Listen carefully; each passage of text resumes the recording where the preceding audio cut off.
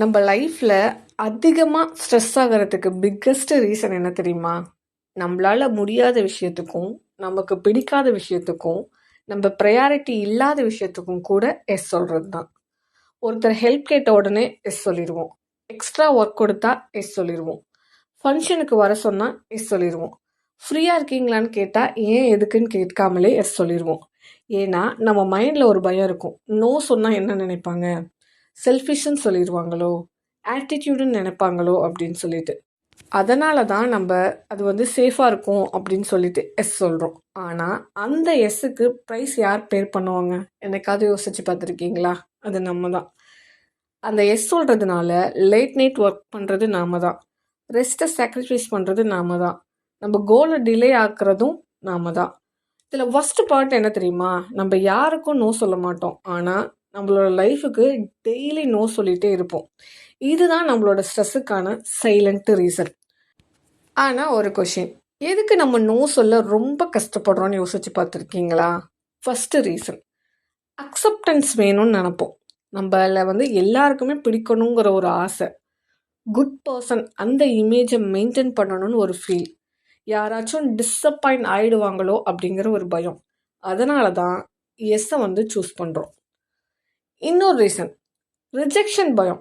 No சொன்னால் relationship week ஆகிடுமோ, no சொன்னால் அவங்க டிஸ்டன்ஸ் மெயின்டைன் பண்ணிடுவாங்களோ அப்படின்னு சொல்லிட்டு நம்மளோட பிரெயின் என்ன சொல்லும் தெரியுமா?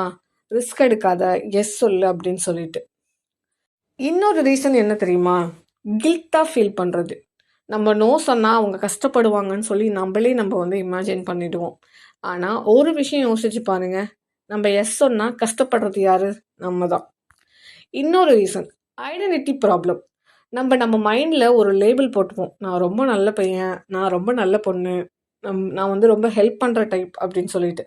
அதனால தான் லிமிட் கிராஸ் ஆச்சுன்னா கூட ஸ்டாப் பண்ண பயப்படுறோம். ட்ரூத் என்ன தெரியுமா?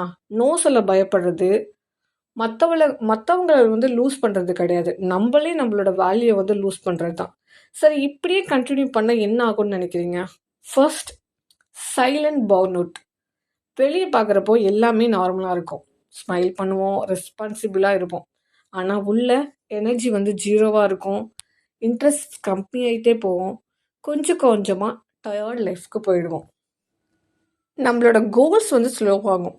டைம் இருக்கும், பட் அதை நமக்கு ஸ்பெண்ட் பண்ண மாட்டோம். ஏன்னா நம்ம டைம் ஃபுல்லாக மற்றவங்களோட ப்ரையாரிட்டிலேயே போயிடும். டெய்லி எஸ் சொல்கிறதுனால பெரிய லாஸ் நமக்கு தான். இனிஷியலி ஹெல்ப் பண்ணுறப்போ ரொம்ப ஹாப்பியாக இருப்போம். ஆனால் லேட்டராக யாருமே என்ன புரிஞ்சுக்கல, நான் எல்லாத்தையுமே பண்ணேன், என்னையே இப்படி பண்ணாங்க அப்படின்ற மாதிரி ஒரு இரிட்டேஷன் பில்ட் ஆகும். ரிலேஷன்ஷிப் அப்படியே டேமேஜ் ஆகிடும். இன்னொன்று, செல்ஃப் ரெஸ்பெக்ட் குறையும். உனக்கு தெரியும் உன்னோட கெப்பாசிட்டி இவ்வளோதான் அப்படின்னு சொல்லிட்டு, ஆனால் ஸ்டில் எஸ் சொன்னால் உன்னோட மைண்டுக்கு உன் மேலே ஸ்ட்ரெஸ் கம்மியாகும். ஸ்லோவாக உன்னோட கான்ஃபிடன்ஸ் கீழே வரும். நம்ம எஸ் சொல்கிறது எதுக்காக? லவ்க்காக. ஆனால் முடிவு என்னென்னா நமக்கு தான் stress, frustration, identity confusion. Worst part என்ன தெரியுமா? ஒரு நாள் நீங்கள் ஃபுல்லாக எக்ஸாஸ்டேட் ஆகிடுவீங்க. அப்போ தான் ரியலைஸ் பண்ணுவீங்க, இந்த லைஃப் நான் க்ரியேட் பண்ணது இல்லை அப்படின்னு சொல்லிட்டு. அப்போது சொல்யூஷன் என்ன? எப்படி நம்ம நோ சொல்ல கற்றுக்கிறது, அதுவும் கில்ட் இல்லாமல், ரிலேஷன்ஷிப் டேமேஜ் பண்ணாமல்? இந்த கொஷினுக்கு ரொம்ப சிம்பிளாக ப்ராக்டிக்கலாக ஆன்சர் கொடுக்குற ஒரு புக் இருக்குது. அதுதான் the art of saying no. இந்த புக்கில் பெரிய ஃபிலாசபிலாம் பேச மாட்டாங்க, ஸ்ட்ரைட்டாக நம்ம ரியல் ப்ராப்ளமை அட்ராக்ட் பண்ணும். ஃபஸ்ட்டு சொல்யூஷன் என்ன தெரியுமா? Clarity before response. யாராச்சும் ஏதாவது கேட்டால் இம்மிடியட்லி எஸ் சொல்லக்கூடாது. உனக்கு இந்த விஷயம் ப்ரையாரிட்டியா? உனக்கு இதுக்கு டைம் இருக்கா? ஃபஸ்ட்டு உனக்கு எனர்ஜி இருக்கா? கிளாரிட்டி இல்லாமல் சொன்ன எஸ் தான் ப்ராப்ளத்தை ஸ்டார்ட் பண்ணும். Second solution, short responses. Long explanation தேவையில்ல, ஒரு ஜஸ்டிஃபிகேஷனும் தேவையில்ல, சிம்பிள் லைன் போதும். இந்த டைமில் என்னால் முடியாது, இந்த வீக் ஃபுல்லாக பிஸியாக இருப்பேன், இதை நான் எடுத்துக்க மாட்டேன், இந்த மாதிரி கான்ஃபிடெண்ட்டாக சொன்னால் பீப்புள் அக்செப்ட் பண்ணிப்பாங்க. கில்ட்டை மேனேஜ் பண்ண கற்றுக்கணும். இப்போ நீ நோ சொல்கிறனா யாருக்காச்சும் அப்செட் ஆனாலும் அது உன்னோட ரெஸ்பான்சிபிலிட்டி கிடையாது. உன்னோட ரெஸ்பான்சிபிலிட்டி என்னென்னா உன்னோட மென்டல் ஹெல்த்து, உன்னோட டைமு, உன்னோட லைஃப் டைரக்ஷன் தான். ஸோ நீங்கள் எஸ் சொன்னால் சம்திங் எல்ஸுக்கு நோ சொல்கிற மாதிரி தான். ஸோ கான்சியஸாக டிசைட் பண்ணுங்கள். ரெஸ்பெக்டை ஏர்ன் பண்ணுறது எல்லாத்துக்குமே எஸ் சொல்லி கிடையாது, கரெக்டான பிளேஸில் நோ சொல்லி தான். இந்த மொமெண்ட்லேருந்து ஒரு விஷயத்த கிளியர் பண்ணுங்கள்.